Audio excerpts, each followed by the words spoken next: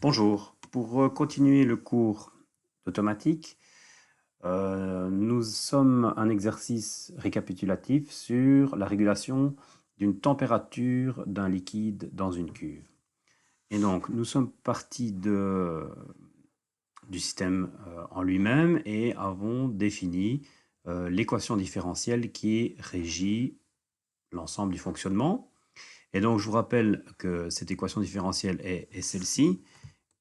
Et dans cette équation, on trouve Q de T qui est la puissance de chaleur qui est dégagée par une résistance chauffante, F qui est le débit en kilos par seconde, Cp c'est la chaleur massique de l'eau, c'est-à-dire 4180 joules par kilo et par degré. E de T c'est la température du liquide qui entre dans la cuve, S de T c'est la température du liquide dans la cuve et à la sortie de la cuve, c'est la grandeur qu'on veut réguler au final. Rho, c'est la masse volumique de l'eau 1000. Le V, c'est le volume d'eau dans la cuve. Ce n'est pas le volume de la cuve, c'est le volume d'eau dans la cuve. Et F, toujours le débit. Et ds, dt, c'est la variation de température dans le temps. Donc, la question B, elle demande de déterminer la fonction de transfert, d'établir les gains statiques, les constantes de temps et leur signification. Donc, pour aller plus loin que ce qui a été fait au cours, je vous propose, c'est de établir les gains statiques, constantes de temps, par l'équation différentielle, et puis le faire par la fonction de transfert. On verra qu'on arrive aux mêmes conclusions. Donc, en situation statique, que devient l'équation? Que vaut le gain statique en considérant seulement et d'abord la résistance chauffante? Donc, ça veut dire qu'on va séparer les choses. On va seulement envisager le fait qu'il y a une résistance qui chauffe et on va prendre l'hypothèse que la température de l'eau elle ne change pas, donc on va l'éliminer de l'équation. On va éliminer E de T de l'équation, et puis on va faire l'inverse. On va imaginer qu'on ne chauffe pas, c'est-à-dire que Q de T se supprime, et on va envisager seulement une variation de température E de T. Alors,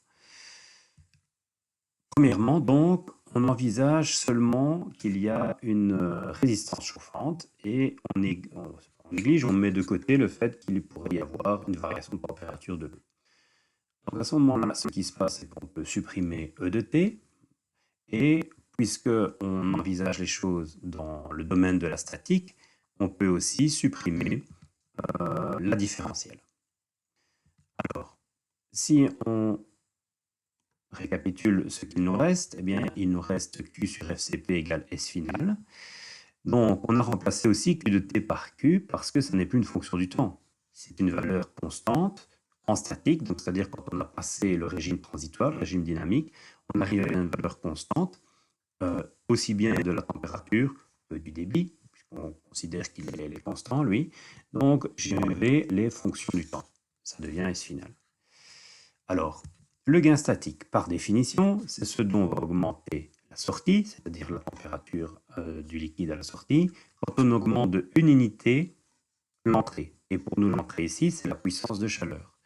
Donc, quand j'augmente de 1 Q, ben, j'obtiens un S final qui augmente de 1 sur 2 kg par seconde, 2 litres par seconde, fois 4180, et j'obtiens 1,196 10-4 degrés par watt.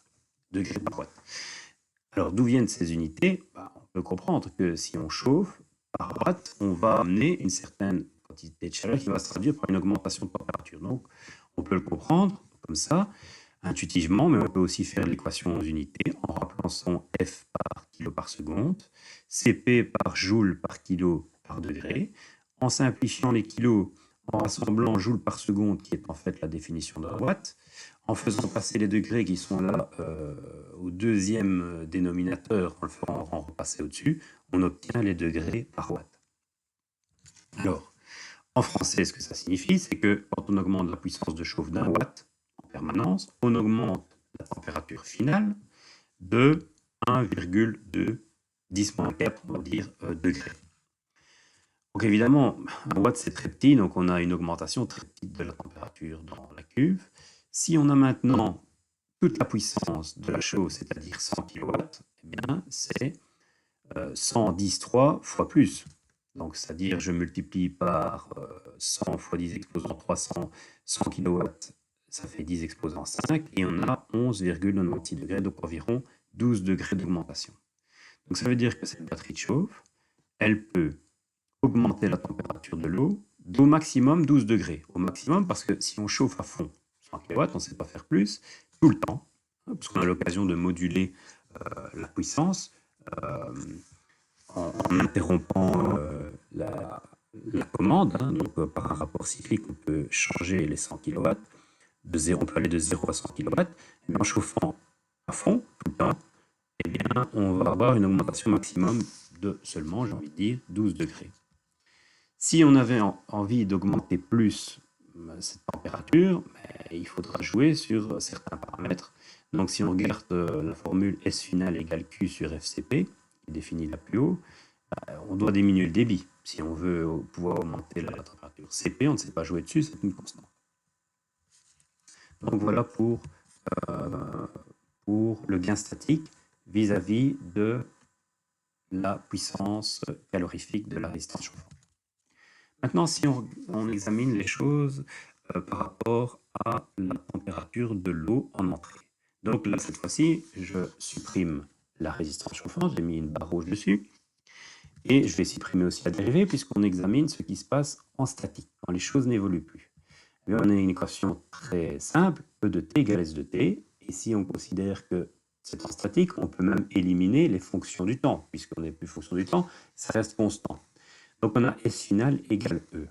Alors c'est très simple en fait à comprendre, et ça signifie que le gain statique, il vaut 1. Si je remplace E par 1, ben j'obtiens S finale égale 1. Ça veut dire quoi?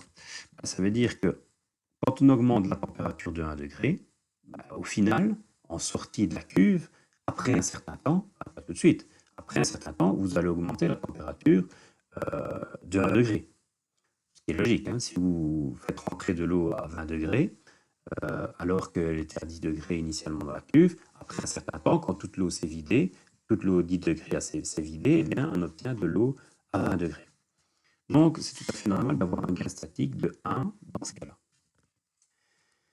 Parlons maintenant de la constante de temps.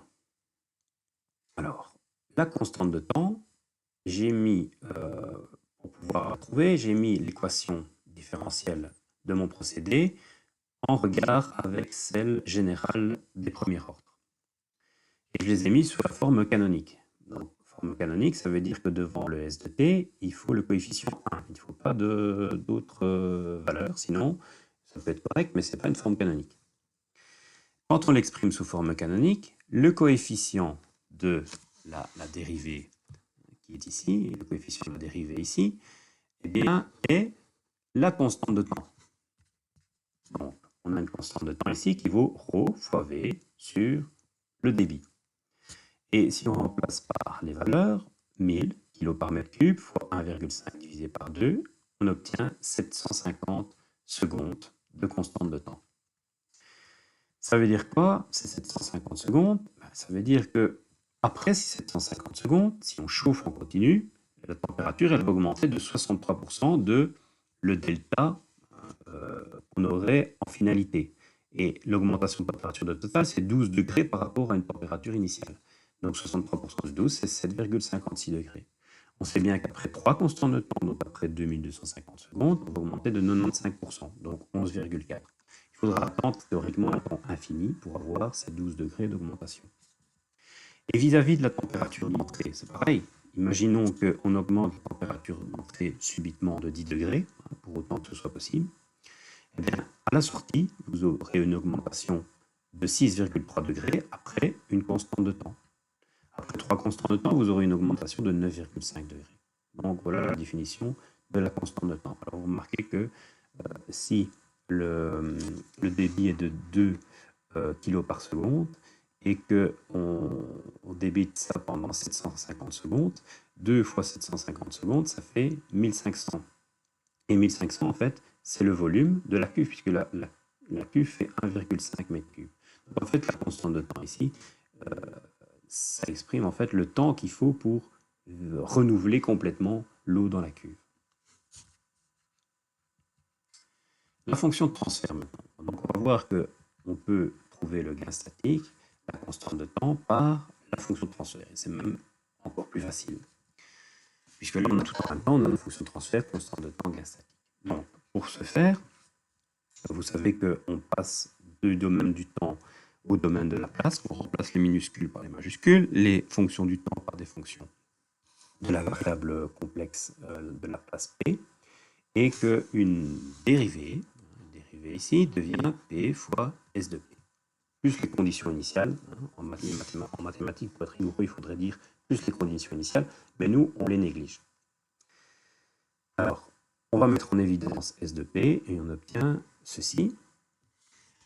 On veut avoir, ce qui nous intéresse, c'est d'avoir S de P tout seul, puisqu'on veut calculer la sortie. Donc je vais faire passer la grande parenthèse qui est là de l'autre côté, et on obtient cette expression.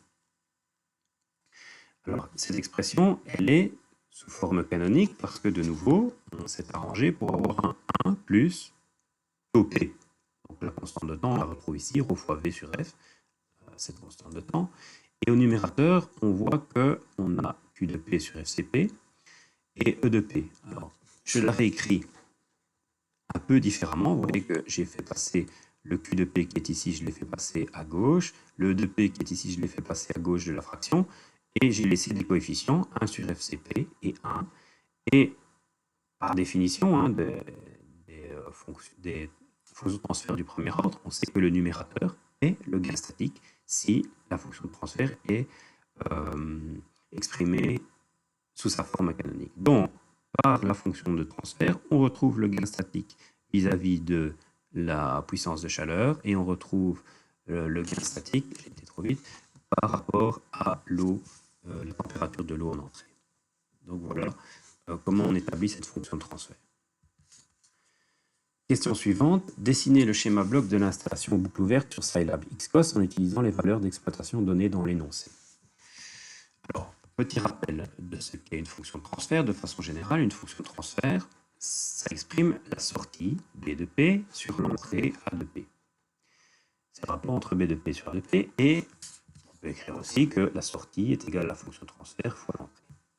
Donc tout ça pour se rapporter à cette fonction de transfert qui est un peu différente de ce qu'on a vu, parce qu'ici, il y a deux entrées. Il y a une variable qui est la puissance de chaleur et une autre qui est la température de l'eau. Donc c'est normal qu'on retrouve ça sous forme d'une somme de deux termes. Alors comment on va s'arranger pour exprimer ça sous forme de schéma bloc? Eh bien, je vous propose, comme tout à l'heure, c'est de faire comme si il n'y avait pas de variation de température d'entrée. Donc on va, dans sa tête, imaginer que le E de P fois 1 sur 1 plus tau P, on le supprime.